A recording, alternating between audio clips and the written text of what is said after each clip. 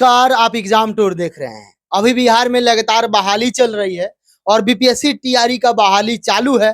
तभी अभी आज तुरंत एक कोर्ट के द्वारा फैसला आता है और फैसला ये आता है कि जो आरक्षण का सीमा था 65% उसको कम कर दिया गया, यानी पुराना जो आरक्षण नियम चल रहा था उसको चालू रहेगा।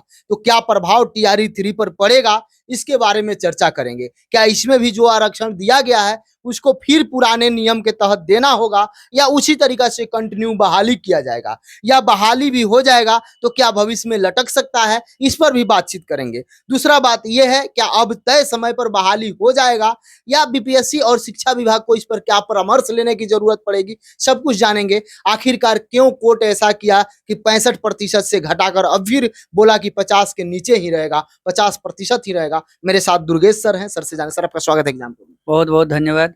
सर, बिहार सरकार के द्वारा जातीय जनगणना कराया गया और जातीय जनगणना में भी कई बार रोक लगा। उसके बाद सरकार जनगणना कराई और जातीय जनगणना कराने के बाद जो सीमा था उसको 65% कर दिया गया। यदि टोटल आरक्षण सीमा को जोड़िएगा तो 10% ईडब्ल्यूएस भी 75 हो गया। मात्र 25% पर जनरल विद्यार्थी फाइट करते और उसी तरीका से बीपीएससी टीआरई का वैकेंसी भी निकाली गई। जो भी वैकेंसी आती उसी तरीका से निकाला जाता। लेकिन आज का जो फैसला आया, क्या सब पर लागू होगा? देखिए, सबसे पहले तो जो ये फैसला है, बिहार सरकार जातिगत जनगणना के आधार पर ये निर्णय लिए थे। वैसे ये निर्णय सर्वदलीय बैठक में लिया गया था। जनगणना हुई और उसके आधार पर जो है सो ये आरक्षण की प्रक्रियाएं जो है, जिसमें आपको 15% बढ़ाया गया, मतलब आरक्षण बढ़ा दिया गया। आरक्षण बढ़ा दिया गया। अब आरक्षण बढ़ा दिया गया तो इस आरक्षण को, जैसे कि आज जो है सो माननीय हाईकोर्ट ने जो है सो आपको निरस्त कर दिए हैं और इस आधार पर यह हुआ कि अब पहले से जो आरक्षण की प्रक्रिया थी वो आरक्षण की प्रक्रिया लागू होगी और पहले के हिसाब से चलेंगे। अब इसमें दूसरा पहलू है कि आखिर इस पर जो है सो क्या होगा। मान लीजिए आगे आने वाले जो भी एग्जाम सब है या टीआरई वाले एग्जाम है, मान लीजिए ये जो आरक्षण की प्रक्रिया बिहार सरकार में था वो तो सब एग्जाम पर लागू होता, सरकारी नौकरी में भी लागू होता और प्लस एडमिशन प्रोसेस में भी लागू होता। तो अब यहाँ सवाल है कि आगे जो अब कोई एग्जाम होने वाला है उसमें जो है ये प्रक्रिया क्या होगी। तो आज अगर निरस्त कर दिए हैं तो निश्चित स्वाभाविक रूप में कि अब जो है सो ये प्रक्रिया उस हिसाब से नहीं चलेंगे। पहले से जो चल रहा है चल जाएगा। अब पहले से जो चल रहे हैं उस पर क्या है कि अगर मान लीजिए कि नोटिस आया, उस पर एग्जाम होता है, अगर एग्जाम हो भी जाए तो ये एग्जाम इस आधार पर जो है सो लटक सकते हैं। इसलिए यहाँ पर ये एक निर्णय करने की आवश्यकता है, मतलब शिक्षा विभाग को, बीपीएससी को, कि कोर्ट से इस पर पूरी तरह से राय मशविरा करके जो छात्र हित में बेहतर हो उसको किया जाए। क्योंकि होता क्या है कि एग्जाम देने के बाद फिर एग्जाम का रद्द होना, एग्जाम का जो है सो आपको लागू होना, एग्जाम के अकॉर्डिंग जो है सो नहीं चलना, उस हिसाब से जो है सो ये गड़बड़ होता है। तो उस स्थिति में छात्र हित में शिक्षा विभाग और बीपीएससी को चाहिए कि उसका जो है सो निर्णय लेते हुए वो उस पर जो है सो काम करें। सर, 50% सीमा कब तय कर दिया गया? चूंकि कोर्ट के द्वारा बताया जा रहा है कि सुप्रीम कोर्ट का जो सीमा है उस गाइडलाइन के खिलाफ है, यानी संविधान के खिलाफ है। ये कब तय किया? देखिए, सबसे बात है कि तमिलनाडु में इससे अधिक जो है सो दिया गया था और बाद में चल करके जो है इंदिरा सहनी केस में ये मामला आया था माननीय सुप्रीम कोर्ट के सामने में, जिसमें जो है सो ये हो गया कि किसी भी परिस्थिति में 50% से अधिक आरक्षण नहीं होगा। मतलब 50% में आपको जो करना है वो उस हिसाब से जो है सो आरक्षण की, उसमें कम बेसी जो है सो आरक्षण की प्रक्रिया चलेगी, यही होगी। तो ये सारी प्रक्रिया उस हिसाब से थी और उसी को मानते हुए माननीय जो हाई कोर्ट हैं, सुप्रीम कोर्ट के आदेश के, मतलब उनकी जो जजमेंट है उन्हीं के आधार पर इसको उन्होंने निरस्त किया है। सर, कोर्ट ने ये भी बताया अनुच्छेद 16 और 14 ये सब, जैसे कि मान लीजिए कि अनुच्छेद 14 जो है सो व्यक्ति को विधिक समानता देता है, कानून की समानता देता है, जो प्रत्येक को पर ये लागू होता है। और 16 जो है वो आपको अवसर की समानता है कि तो अवसर जो होता है, अवसर की दो आधार होता है। सामान्य परिस्थितियों में समान समानता का सिद्धांत है और हमारे जो 14 नंबर आर्टिकल में है उसमें क्या है कि समानता और समता दोनों है।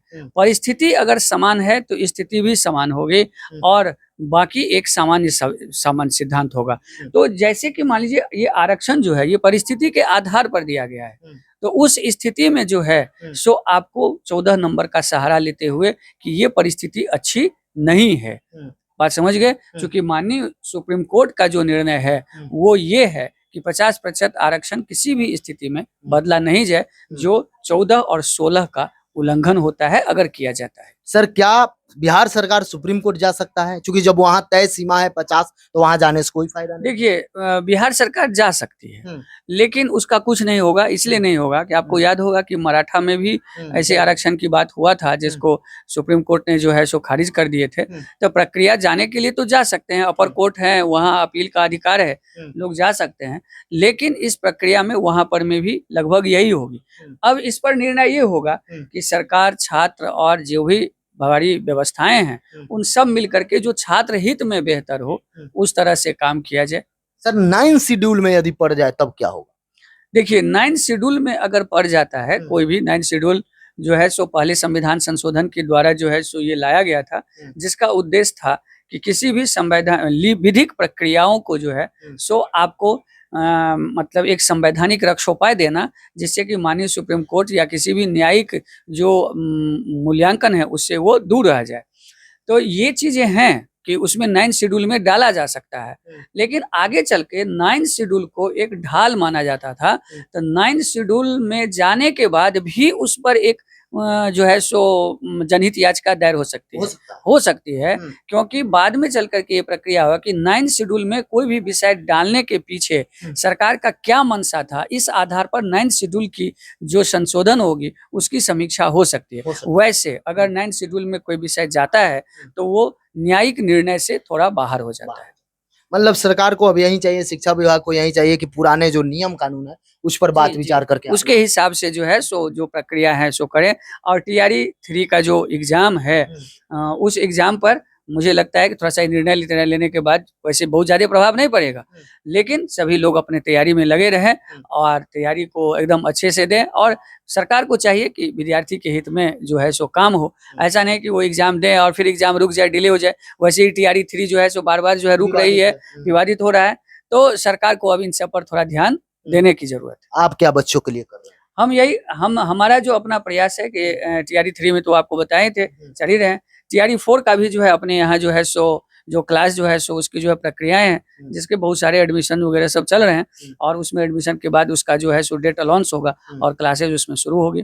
ऑनलाइन ऑफलाइन दोनों की व्यवस्था है। और 100% तो शिक्षा विभाग और स्वास्थ्य में नहीं होता है, लेकिन फिर भी 99% हमारी जो प्रोसेस तैयारी की कराने की जो प्रक्रिया है उसमें रिजल्ट की गारंटी है। बहुत बहुत धन्यवाद। बहुत बहुत धन्यवाद।